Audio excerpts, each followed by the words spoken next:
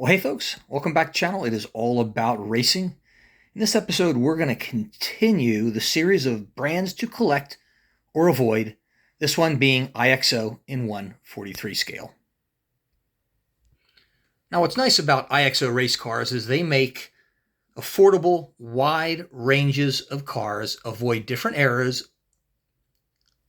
of different brands and licensing, including the Aston Martin series that you see there.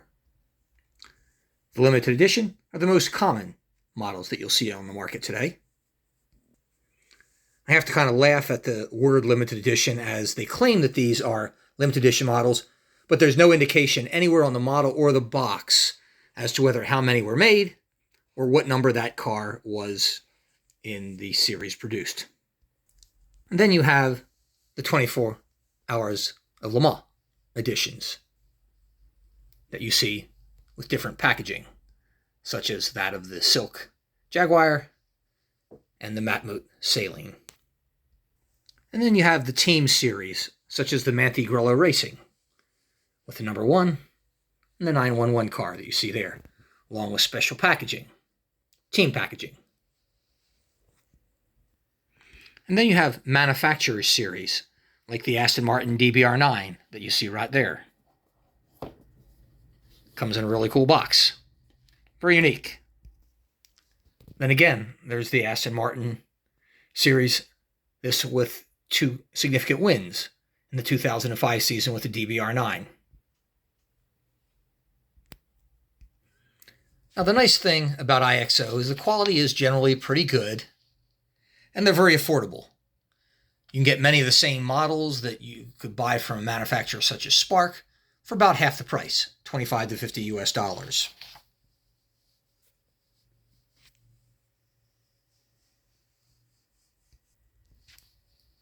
Now, however, on the flip side, quality control issues are generally abundant with IXO. There's a lot of paint overspray, there's decal misplacement, there's cheap-looking trim parts.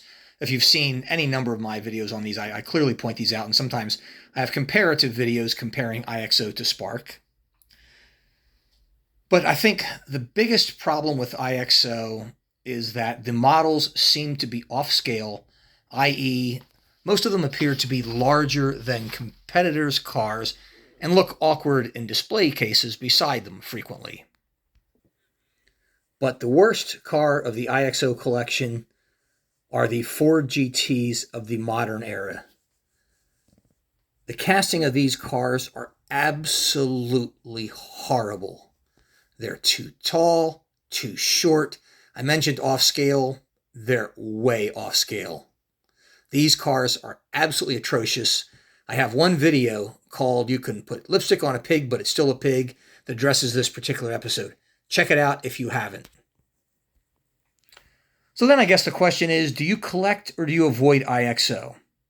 Well, the answer is certainly I would collect IXO. I own about 25 of them.